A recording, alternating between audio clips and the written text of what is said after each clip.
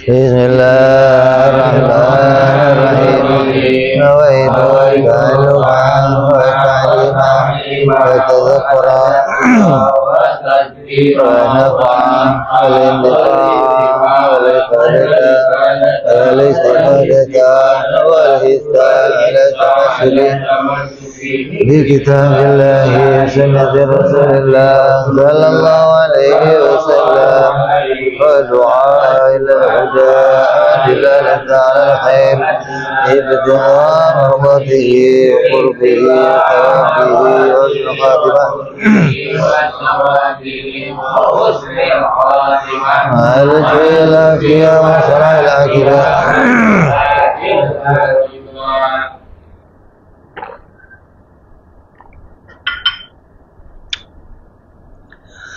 Bismillahirrahmanirrahim. Alhamdulillah rabbil alamin. Wassalatu wassalamu ala asyrafil anbiya'il mursalin sayyidina wa habibina wa syafi'ina wa maulana Muhammadin wa ala alihi wa sahbihi ajma'in. Amma ba'du. Qala musanniful kitab rahimahullah wa nafa'ana bihi wa bi'ulumihi fid dharain. Allahumma aftah qulubana futuhal arifin wa bihikmatika wansur alaina birahmatika ya arhamar rahimin. Ila anqal masuk pada bab salat.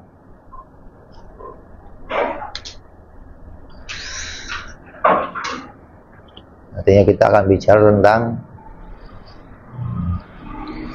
sabab-sababnya seseorang itu diperintahkan sholat dan apa yang menjadi hal-hal yang diwajibkan bagi orang yang diperintah sholat.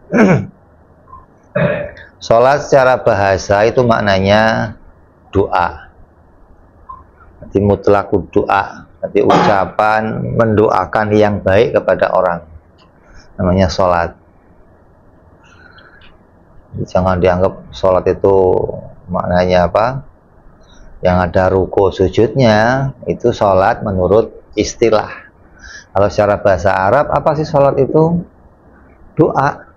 Kita mendoakan yang baik kepada orang lain, namanya sholat. Kalau secara istilah, sholat adalah sebuah ucapan atau perbuatan yang dimulai dengan takbir, ditutup dengan salam, dan dengan syarat-syarat yang tertentu. Itu namanya sholat menurut istilah. Jadi ada sholat menurut istilah, ada sholat menurut lughah, bahasa. Nanti ada lagi sholat menurut lughah wal istilah. Itu sholat yang kita akan sampaikan kepada Nabi Muhammad SAW, yang kita sering ngomongnya sholawat. Sholawat itu kata jamak, kata banyak. Satu sholawat itu namanya sholat gitu loh. Kalau ada sholat namanya sholawat. Jadi mendoakan yang baik kepada Nabi Muhammad SAW dengan keadaan-keadaan yang khusus yang diperintahkan oleh Allah Subhanahu wa ta'ala. Adapun syariatnya sholat, kan sholat bagian dari rukun Islam. Maka untuk membangun rukun Islam itu butuh ilmu, namanya syariat, thariqat, dan hakikat. Mana syariatnya sholat? Syariatnya sholat ya ada di Quran dan dalam hadis Nabi, artinya perintahnya sholat itu semua ada dalam Quran dan di dalam hadis. Jadi ulama nggak banyak menuliskan dalam kitab-kitab fikih, oh perintah sholat ini loh ayatnya, ini loh hadisnya, nggak perlu. Kenapa? Karena kita sudah tahu bahwa sholat itu bagian dari rukun Islam dan pasti itu ada syariat yang disampaikan oleh Allah baik dalam Quran maupun dalam hadis. Kemudian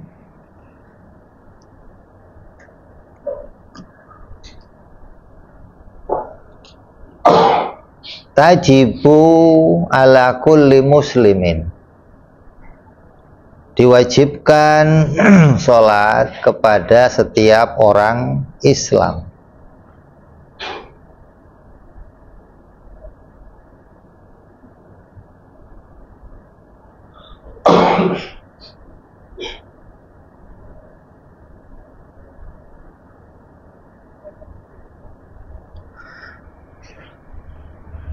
Jadi orang Islam itu mendapatkan kewajiban untuk melakukan sholat. Kewajibannya itu di awal waktu, apa di akhir waktu, atau di tengah-tengah. Boleh nggak saya menunda pelaksanaan sholat? Kalau sudah masuk waktu sholat, ini ada kewajiban sholat, tar aja lah sholatnya, boleh apa enggak? Karena nanti kita akan bicara tentang sholat-sholat yang punya fadilah, keutamaannya sholat di waktu yang mana, terus kebolehannya sholat di waktu yang kapan, makruhnya sholat kapan, haramnya sholat kapan. Nanti kita akan sampaikan di sini. Jadi kalau ada seorang yang menunda-nunda sholat, maka hukumnya dosa. Kecuali kamu dalam hati kamu ngomong, ini udah masuk waktu zuhur, ntar saya mau sholatnya jam 2. Kamu tetapkan gitu loh. Bukan dari jam 12 masuk waktu zuhur, bentar lagi lah. Sebentar lagi itu nggak ada keputusan. Kapan kamu mau ngerjainnya gitu. Maka kalau kamu mau menunda, boleh menunda, tapi kamu pastikan kapan kamu akan sholat.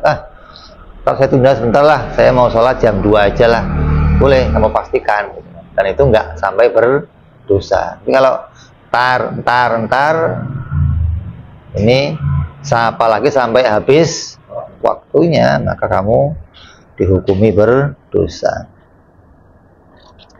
Diwajibkan sholat atas setiap orang Islam. Yang wajib sholat orang Islam. Kalau orang kafir, ya nggak wajib sholat. Meskipun orang kafir juga diperintahkan sholat aslinya, gitu. Dan dia akan mendapatkan hukuman karena dia meninggalkan sholat. Tapi hukumannya di akhirat. Di dunia dia nggak mendapatkan hukuman meninggalkan sholat, tapi di akhirat dia akan dihukum nanti karena meninggalkan sholat. Kalau di dunia ada orang kafir nggak sholat, tinggal di daerahnya orang Islam, bagaimana?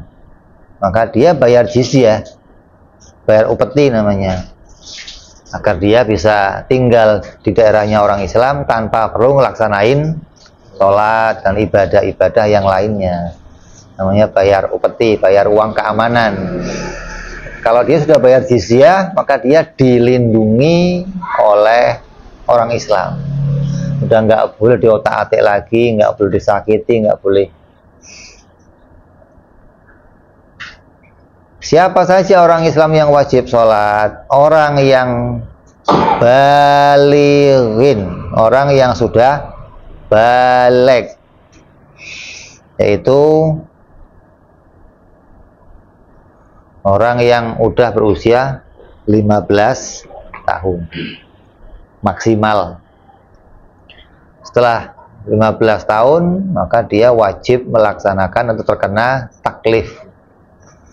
Kalau sebelum 15 tahun kok dia sudah haid atau dia bermimpi, maka dia tetap terhitung sebagai orang yang baligh. Kok 15 tahun belum ngimpi, ngimpinya baru 17 tahun atau haidnya 17 tahun, nggak ada masalah. Tetap 15 tahun walaupun belum ngimpi, belum haid, dia terkena taklif, dihitung orang yang sudah balik. Kemudian akil, dia berakal, dia bukan orang yang gila. Kalau yang masih kecil gimana? Orang yang belum balik, ya tetap diperintahkan untuk sholat, walaupun itu hanya bentuk mengajarkan atau membiasakan. Tapi baru wajib dia terkena taklif setelah dia balik. Maka tidak wajib sholat bagi orang yang gila. Wajib sholat bagi orang yang berakal. Kemudian orang yang tahirin, suci, yaitu tidak haid dan tidak nifas bagi perempuan. Kalau laki-laki ya enggak junub gitu loh. Kalau junub ya dia wajib mandi, maka dia baru, artinya kalau haid bagaimana? Ya dia bebas, enggak punya kewajiban sholat. Nifas juga bebas, enggak punya kewajiban sholat. Kalau orang yang junub gimana? Masih punya kewajiban sholat, tapi untuk sholat dia harus mandi. Jadi sebabnya orang itu wajib sholat, jadi apa? Karena dia orang Islam, terus dia sudah balik, dia berakal, dan dia dalam keadaan suci. Jadi sebabnya seseorang diperintahkan dia untuk sholat. Terus fala qadha'a ala kafirin, dan tidak ada qadha bagi orang kafir. Artinya orang kafir asli, dia belum pernah jadi orang Islam. Kemudian telah dia usia 60 tahun, 70 tahun baru masuk Islam. Bagaimana? Ya dia nggak wajib qadha sholatnya. Artinya semua dosa-dosa sholatnya itu diampuni semua oleh Allah. Nanti di akhirat dia nggak disiksa lagi karena meninggalkan sholat. Tapi kalau dia kok mati dalam keadaan kafir, di akhirat akan disiksa meninggalkan sholat. Jadi orang yang kafir, kemudian usianya udah tua, baru masuk Islam, dia terbebas dari kewajiban mengqadha. Illal murtad, kecuali orang yang murtad, kafirnya karena murtad. Tadinya orang Islam, kemudian keluar Islam, masuk Islam lagi, maka dia wajib qadha sholatnya sejak dia meninggalkan Islam. Kok ninggal Islamnya setahun? Ya qadha setahun. Ninggalnya kok 15 tahun? Qadha 15 tahun. Jadi mulai dia keluar Islam, terhitunglah dia orang yang murtad, maka dia wajib mengqadha sholatnya. Terus wala qadha, tidak ada qadha ala sobiyin bagi anak-anak yang kecil. Artinya anak yang kecil kan tadi dia diperintahkan sholat usia berapa? 7 tahun, 10 tahun disuruh pukul, tapi dia nggak pernah sholat, maka setelah dia balik dia nggak wajib qadha, karena nggak ada kewajiban bagi anak-anak kecil untuk sholat.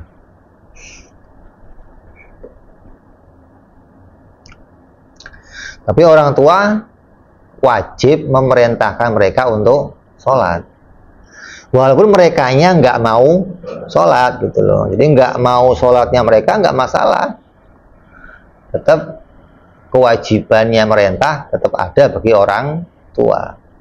Dan si anak tidak wajib mengqadha setelah dia dewasa. Wala haizin wa nufasa, dan tidak ada qadha pula bagi orang-orang yang haid dan nifas. Orang yang sudah haid, dapat haid, dia nifas, setelah selesai bersih, maka nggak wajib qadha sholatnya. Bahkan ada yang mengatakan haram bagi mereka mengqadha sholatnya. Ada pendapat lain mengatakan makruh kalau dia mengqadha. Ini perbedaan antara Imam Ibnu Hajar dan Imam Romli. Terus wala majnunin, dan tidak ada qadha pula bagi orang-orang yang gila. Li adami taklif, karena orang gila tidak ada taklif. Kok tahu-tahu dia gila, maka sampai dia itu waras, selama dia gila nggak ada kewajiban qadha. Illa murtaddan, kecuali orang yang murtad. Artinya setelah dia murtad gila, wajib qadha gitu loh. Selama dia murtadnya. Selama murtad, mau gila mau apa nggak ada urusan. Gilanya berapa tahun gitu loh. Maka tetap dia wajib qadha sholatnya. Karena kenapa? Sebagai bentuk hukuman, sebagai bentuk efek jerah bagi orang-orang yang keluar agama Islam. Kalau asli gila tanpa dia murtad nggak wajib qadha. Tapi kalau dia murtad kemudian gila, maka dia wajib qadha. Siapa? Setelah masuk Islam, 15 tahun dia enggak murtadnya gitu. Masuk Islam lagi. Ya kalau hitung sehari 5 kali selama 15 tahun. 5 kali 15 gitu. Iya.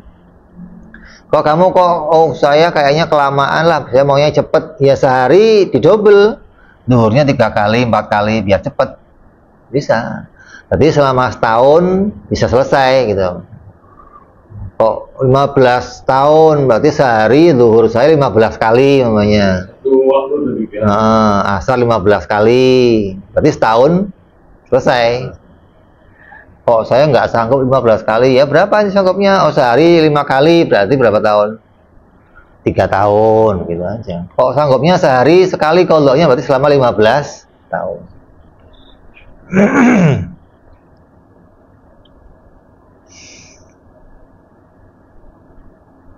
Wala ala mughma alaih, dan tidak ada qadha bagi orang yang ayan atau epilepsi, atau orang yang idiot yang kurang waras pikirannya.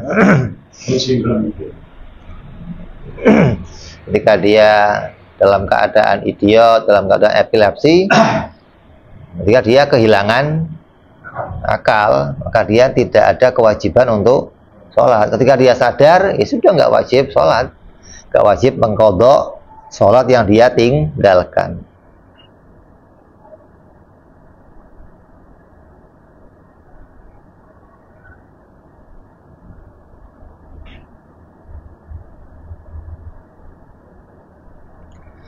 Kecuali orang yang murtad.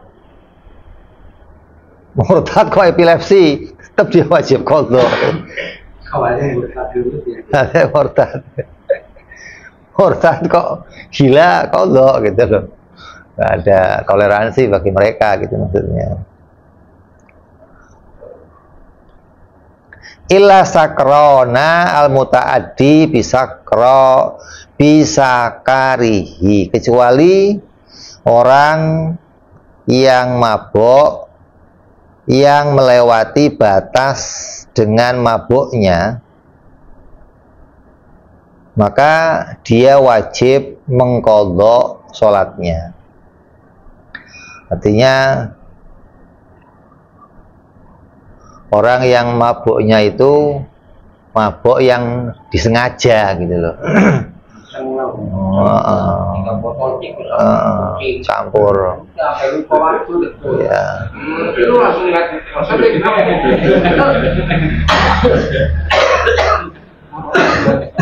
Itu namanya mabuknya mutaaddi, yaitu mabuk yang sengaja dan sampai melewati batas.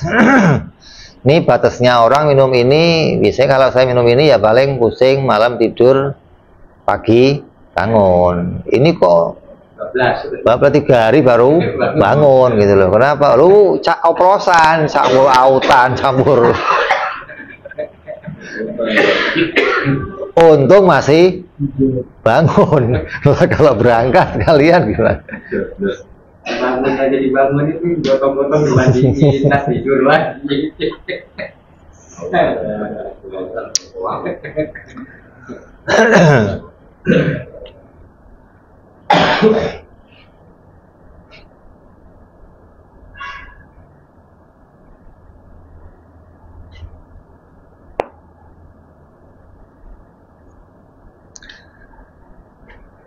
Terus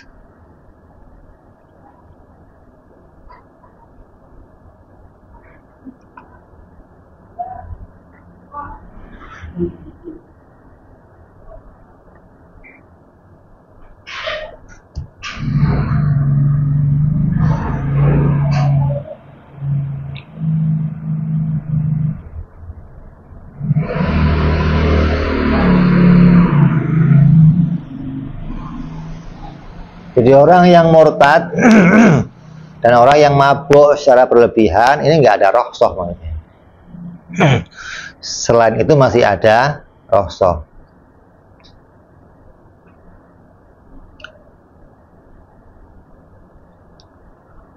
Sama dengan gila, gila yang disengaja. Gila sengaja itu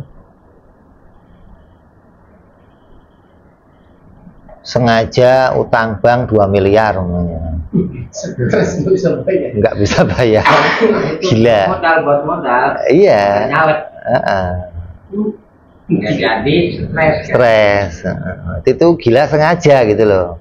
Nanti kan dia gambling kan. Nanti bukan utangnya buat dagang, buat usaha. Nanti utang yang kalau dia utang ini kalau saya nggak bisa bayar, resiko nih kan.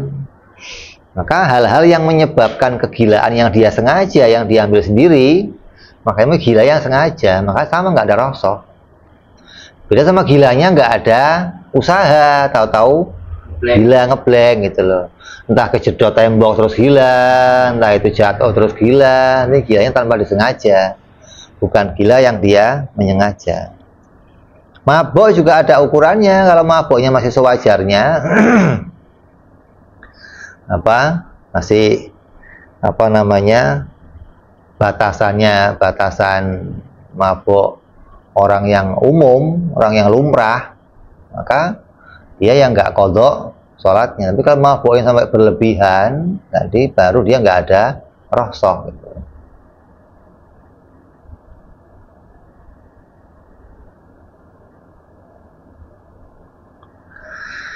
Terus wajibu ala wali, dan wajib bagi seorang wali. Siapa wali itu? Bapak, kakek, atau orang yang mendapatkan wasiat untuk mengurus seorang anak. Wasayyid, atau sebagai seorang sayyid atau seorang tuan. Berarti kalau seorang tuan itu berarti ada yang di bawahnya, ada budak, ada orang yang dipelihara, orang yang dirawat, orang yang diurus. Maka apa kewajibannya? Amru sobi al-mumayyizin biha lisab'in. Maka dia wajib memerintahkan kepada seorang anak yang telah mumayyiz. Apa kewajiban mereka? Di antaranya kewajiban mereka bukan hanya memerintahkan sholat, tapi memerintahkan mereka untuk anaknya agar mengetahui tentang dasar-dasar agama. Kayak ngapalin wujud qidam baqo, ngapalin tentang siapa Nabi Muhammad, lahir di mana, kemudian matinya di mana, dikuburkan di mana. Ini anak-anak wajib tahu gitu loh. Dan orang tua wajib mengajar kepada mereka.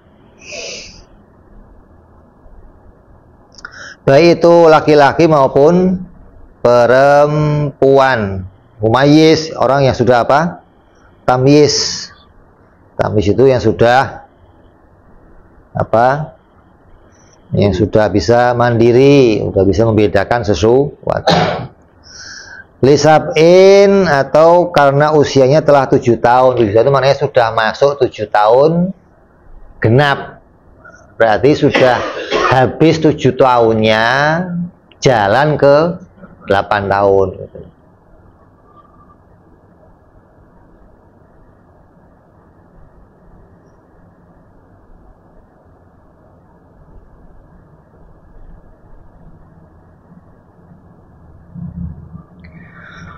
Maka orang tua harus memerintahkan kepada mereka, atau walinya harus memerintahkan kepada mereka wa darbuhu alaiha bi ashrin, dan memukul anaknya pada usia 10 tahun. Kalau 7 tahun bagaimana? Ya cukup melotot aja, sholat. Nah, kalau udah 10 tahun diperintahkan untuk mukul. Mukulnya pun mukul tempat-tempat yang nggak berbahaya.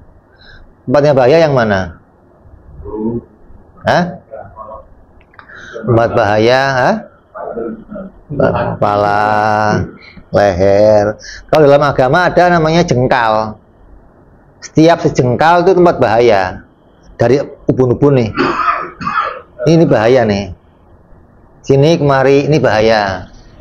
Ini kemari ini bahaya. Ini kemari ini bahaya. Jengkal itu bahaya gitu loh. Kalau yang lepas di jengkal bukan tempat bahaya. Pipi boleh nggak? Boleh. Tapi nggak sampai apa namanya membekas, nggak sampai apa memar. Pukul tempat-tempat yang enak lah, kayak pantat, betis, tangan. Ini bukan tempat-tempat yang bahaya maksudnya.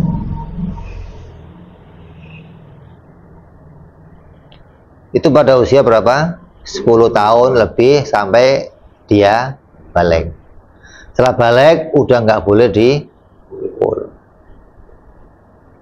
Dan orang tua wajib merentahin. Wajibnya merentahin. Kalau mereka kok rengkeng, saya nggak mau sholat, ya udah nggak usah dipaksa lagi. Bukan terus kalau nggak sholat gua gantung, gua cekek loh, yang penting sholat, enggak gitu. Karena ada anak yang memang dia keturunan iblis gitu loh. lagi bikinnya campur iblis waktu bikinnya gitu loh. Iblis lewat jadi biar disuruh nggak mau sholat memang.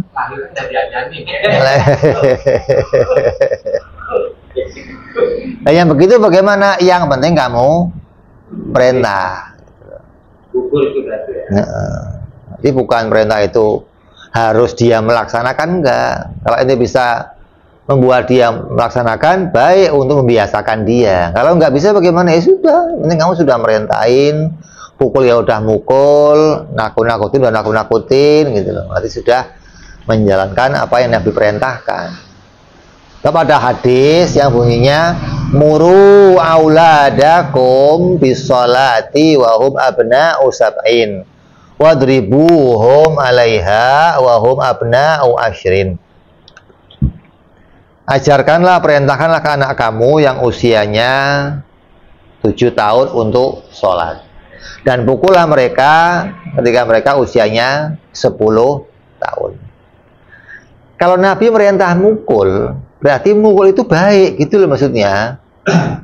Bukan hal yang jelek. Jadi mukul itu ada apa namanya, pelajaran yang baik untuk si anak. Kalau mukul itu nggak baik, Nabi nggak bakal merintah. Nggak mungkin Nabi merintah hal-hal yang buruk, nggak mungkin. Tapi mukulnya jangan sampai kamu dipolisikan, maksudnya. Tetangganya nggak terima, dilaporin, nanti masuk polisi. Karena itu bukan mukul, nyiksa itu namanya. Nah, kalau itu KDRT. Jadi memukul itu adalah melatih anak agar terbiasa untuk ibadah. Tamyiz itu berbeda-beda antara kondisi anak. Nggak semua anak tamyiz dalam hal keadaan yang sama. Ada 5 tahun udah tamyiz, ada 7 tahun baru tamyiz, ada 10 tahun baru tamyiz, beda-beda gitu. Tapi perintahnya untuk sholat tetap pada usia 7 tahun. Dan perintah ini tetap ada pada orang tua, kecuali sebab anak itu sudah balik, selesai. Atau anak itu cerdas, azan nggak tahu, jalan ke masjid, nggak usah nggak tahu nih, yang lain pada sholat dia ikut sholat. Ya sudah, orang tua gugur kewajibannya, artinya udah nggak usah lagi ngotot nyuruh pakai mukul. Kenapa? Sudah anaknya cerdas, sudah tahu apa yang harus dikerjakan bagi seorang anak gitu loh. Waktu ngaji dia ngaji, waktu berjamaah dia berjamaah. Dan ngajarin ini nggak cuma ngajarin sholat, juga ngajarin dia bersiwak, ngajarin dia berjamaah, ngajarin dia hadir ke majelis taklim, ajak mereka, biasakan mereka. Ini sama aja mengajarkan, membiasakan gitu loh. Bukan melulu hanya bab sholat, puasa. Kalau anak itu kok itu punya duit ya ajak umroh, haji gitu loh. Dia mengajarkan kepada mereka.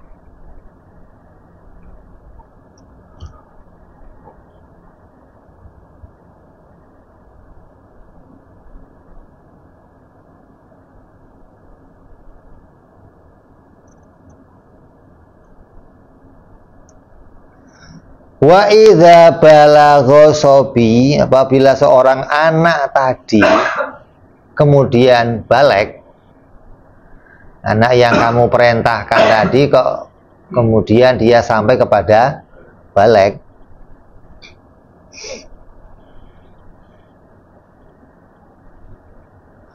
au afaqa majnunun, atau orang gila tadi sadar, au mughma alaihi, atau orang yang ayan tadi sadar, au aslama kafirun, atau masuk Islamnya orang yang kafir, au tahuratil haid, atau sucinya orang yang haid, au nufasa, atau sucinya orang yang nifas, qabla khurujil wakti walau bitakbiratil taharrumi, wajaba qada'u, maka wajib dia mengqadha. Ada anak balik, zuhurnya kurang semenit, atau zuhurnya kurang setengah menit namanya. Jadi ada kesempatan dia untuk takbiratul ihram, maka wajib dia qadha. Di waktu zuhur itu wajib di qadha. Atau orang gila sadar masih ada kesempatan untuk sholat. Orang haid kok bersih, dicek waktunya sholat masih ada, walaupun cuman sebatas takbiratul ihram. Artinya maksudnya takbir itu ketika dia bersih, dia langsung mandi, bersuci, langsung siap mau sholat, takbir udah masuk, udah habis, maka dia wajib qadha waktu tersebut. Jadi bagi orang gila, bagi orang yang anak kecil yang balik, orang ayan, orang kafir yang masuk Islam gitu. Jadi masuk Islam, orang masuk Islam itu lihat waktu maksudnya gitu loh. Ini waktunya jangan waktu yang masih mepet-mepet, maksudnya di waktu yang dia masih bisa sholat, jadi nggak perlu qadha maksudnya. Atau orang yang haid atau orang yang nifas selesai dari haid dan nifasnya.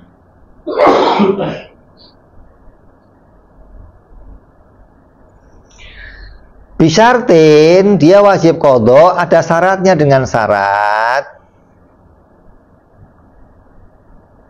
baqai salamati minal mawani'i biqadri ma yasa'u taharata wassalat. Dengan syarat masih tetapnya kondisi selamat dari penghalang-penghalang dengan seukuran waktu yang cukup untuk bersuci dan sholat. Jadi ketika dia balik, dia langsung mandi, dia langsung wudhu, terus dia siap-siap untuk sholat. Ketika dia takbir, habis waktunya. Tapi kalau orang gila zuhur sadar,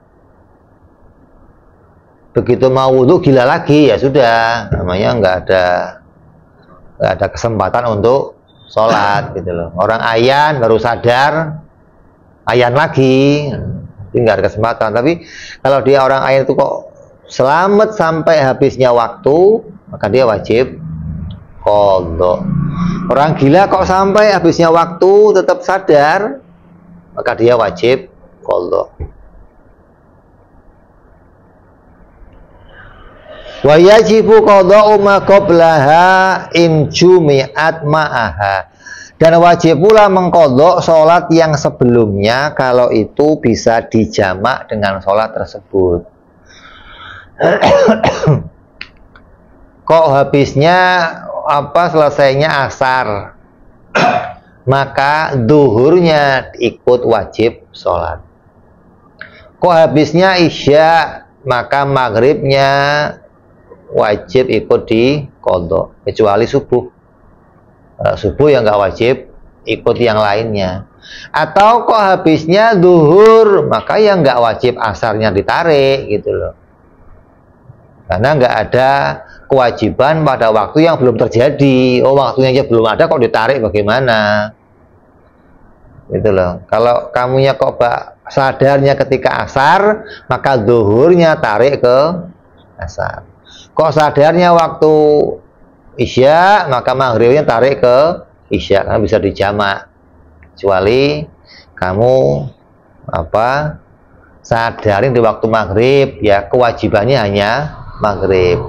Kok sadari di waktu isya, di waktu duhur, maka hanya waktu duhur.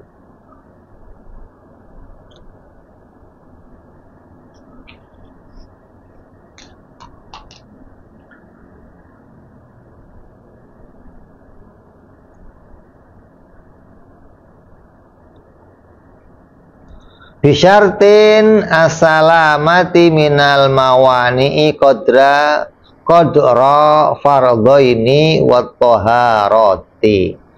Dengan syarat tadi kondisinya selamat dari berbagai penghalang, seukuran masa dia mengerjakan 2 sholat fardu, sholat yang pemilik waktunya, dan sholat qadha yang sebelumnya, serta masih ada waktu untuk bersuci.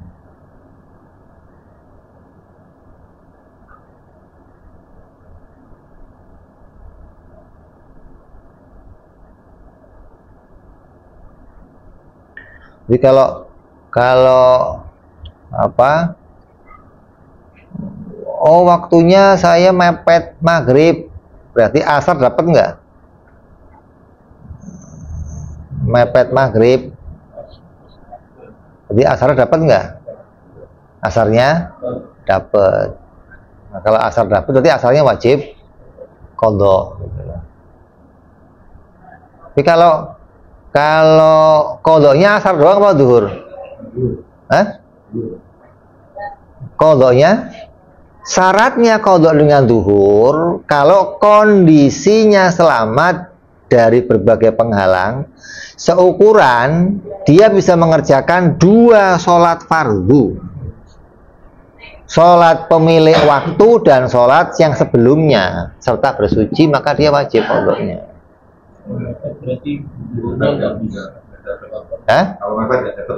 Kalau dia mepet hanya bisa takbiratul ihram doang, maka ya qadhanya asar.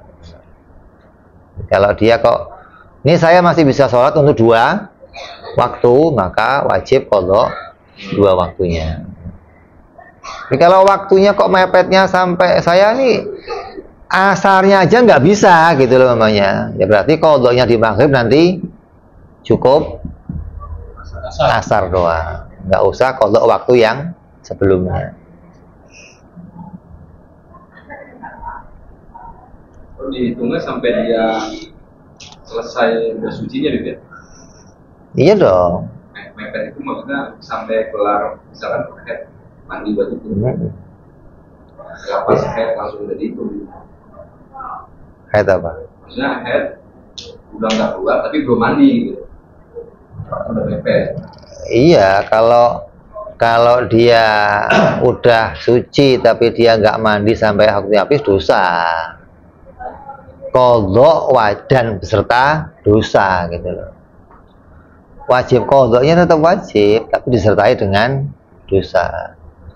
Tapi kalau dia langsung segera, langsung mandi, kemudian langsung dia bersuci dan masih cukup untuk 2 sholat, maka wajib dia narik waktu yang sebelumnya. Itu kalau dia cepat mau mandi nih, tapi memang waktunya nggak dulu. Jadi cuma yang di asar doang itu aja. Iya.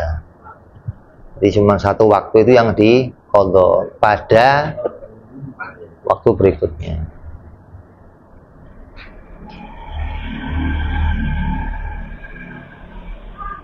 Kalau kamu kok sholatnya dapatnya serokaat, berarti rokaat yang 3 rokaatnya udah masuk waktu maghrib, ya qadha.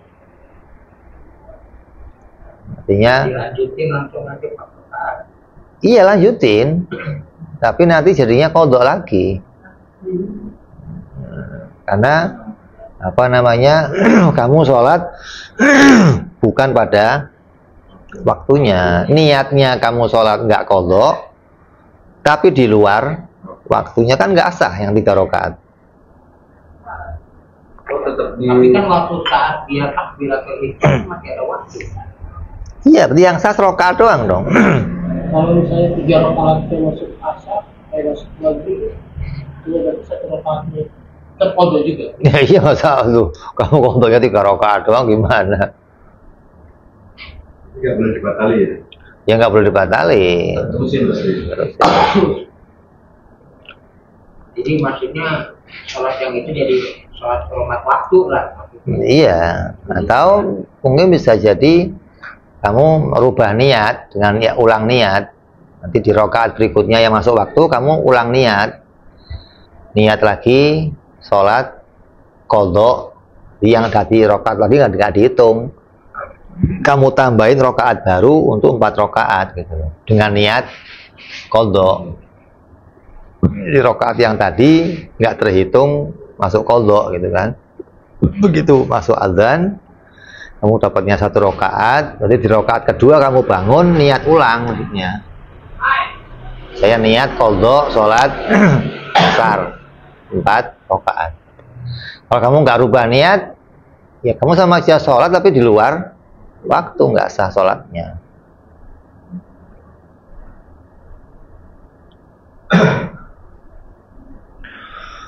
Walau junnah,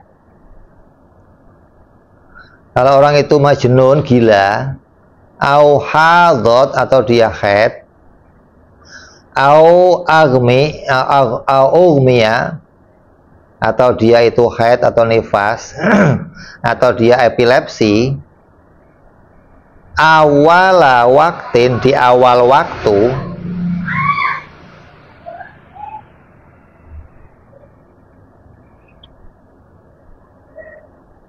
wajaba qadha, maka wajib mengqadha. Gilanya tengah-tengah zuhur, kamu belum sholat zuhur, berarti nanti ketika sadar wajib qadha zuhur. Haidnya tengah-tengah zuhur, ayahnya tengah-tengah zuhur, nifasnya tengah-tengah zuhur, maka wajib qadha zuhurnya.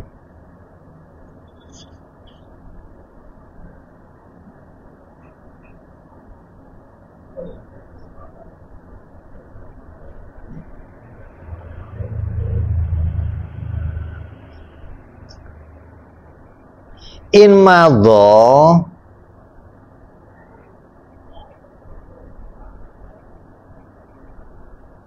qadrul fardhi ma'adzuhri ma'atuhri in lam yumkin takdimuhu, maka jikalau telah berlalu seukuran waktu sholat fardu serta bersuci, jika tidak mungkin mendahulukan bersuci syaratnya itu gitu loh. Di syaratnya qadha kalau waktunya itu yang tadi zuhur kamu masih sempat bersuci dan sholat gitu loh. Tapi ketika azan tung gila ya nggak wajib, karena kamu nggak sempat untuk sholat gitu loh. Sama dengan orang yang azan tung kok haid, berarti dia nggak punya kesempatan untuk wudu dan sholat gitu loh. Atau dia ayan, azan langsung ayan, berarti nggak ada kesempatan untuk sholat. Kecuali masuk azan, kamu punya waktu untuk bersuci dan untuk tapi kamu nggak sholat, terus wajib qadha. Haid. Gila. Iya. Masih 2 rakaat keluar berarti enggak? Enggak, artinya kalau dia kan syaratnya tadi jikalau telah berlalu seukuran waktu sholat fardu serta bersuci, maka jika tidak mungkin mendahulukan bersuci, maka itu sebagai syaratnya. Jadi, jikalau dia wajib qadha kalau dia mendahulukan kan. Jadi kalau tadi kan bicara akhir, ini berarti datangnya di awal. Apa syaratnya? Kalau telah berlalunya dari waktu masuk itu waktu seukuran sholat fardu dan bersuci. Berarti seukuran sholat fardu dan bersuci. Nah kalau dia kok tengah-tengahnya sholat haid, berarti belum berlaku seukuran waktu sholat. Nggak wajib. Karena dia sedang sholat. Karena kan memang waktunya nggak cukup kan. Dia udah bersegera kan. Nanti begitu masuk waktu, dia udah langsung wudhu, dia langsung sholat, belum sempurna, mencret namanya, atau gila, atau ayan, maka dia nggak ada kewajiban qadha. Wajibnya qadha kalau ada seukuran waktu bersuci dan sholat.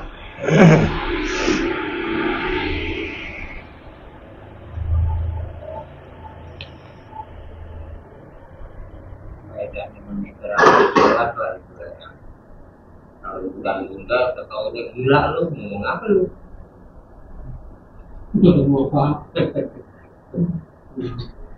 Mending kalau gila deh masih bisa foto kalau sadar. Kalau mood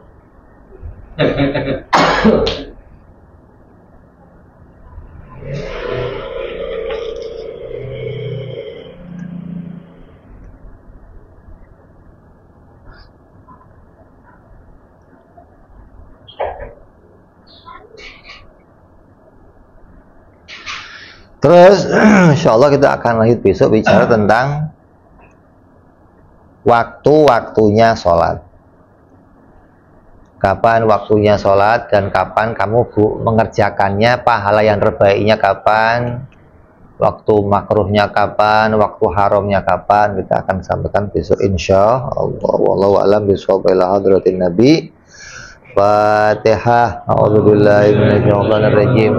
Bismillahirrahmanirrahim. Alhamdulillahirabbil alamin arrahmanir rahim maliki yaumiddin. Iyyaka na'budu wa iyyaka nasta'in ihdinas siratal mustaqim. Siratal ladzina an'amta 'alaihim ghairil maghdubi 'alaihim waladdallin. Amin. Ya Rabbana ta'arrafna bi annana qarabna وأننا أشرفنا على لظى أشرفنا فاتب علينا توبة تغسل لكل حوبة واستر لنا عوراتي وأمن روعاتي واغفر لوالدينا ربي ومولودينا والآل والإخوان وسائر الهلان وكل ذي محبة أو جيرة أو صحبة والمسلمين أجمع باسمه فضلا وجودا منا لا باكتساب منا بالمصطفى رسولي نحظى بكل سولي صلى وسلم ربي عليه عند الحب وآله وصحبه إبادة ذي صحبي والحمد لله في البدء والتناهي سلام على المرسلين والحمد لله رب العالمين. Assalamualaikum warahmatullahi wabarakatuh.